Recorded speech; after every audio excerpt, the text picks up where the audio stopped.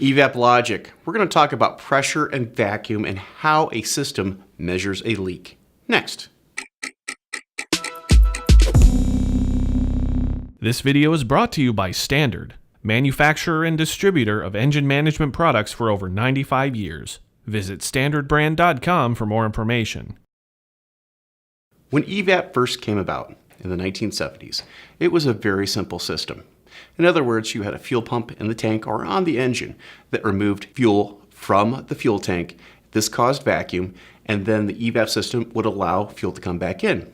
As the fuel came back on the return line in some cases, it would heat the fuel. As the fuel heated up, it would expand. It would create pressure inside the tank, and these vapors needed to go somewhere. This was typically into a charcoal canister and then sent into the engine via a purge valve. As emission standards evolved, the methods for checking for a leak in the EVAP system or fuel tank became a lot more sophisticated.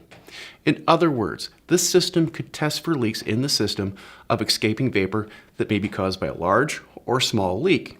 This was done a couple different ways. A lot of it depended on the introduction of a pressure sensor in the fuel tank that measured the pressure of the tank, either under pressure or under vacuum.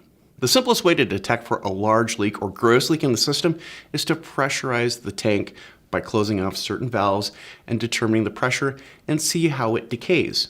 In other words, if it loses a certain amount of pressure over a certain amount of time, you know that there's a leak, or the gas cap could be damaged, or there could be a problem with the gas tank itself. As emission standards improved, the requirements for measuring leaks as small as 0.02 of an inch became mandatory. This requires a whole different type of precision. This is typically vacuum decay or pressure decay. In other words, it's allowing a natural vacuum to occur in the tank and then measuring that decay over a longer period of time while the vehicle is sitting still. In either type of these systems, either pressure decay or vacuum decay, an accurate fuel pressure sensor is required for the tank. If it's not working properly, it will give you erroneous readings and you'll never be able to solve that EVAP code in the system. Also, another tip, using smoke machines. Smoke machines, well, they put pressure in the system. If there's too much pressure, it can actually seal the leak, a flap, or another damaged seal, and give you erroneous readings, and you may not even see the leak in the system.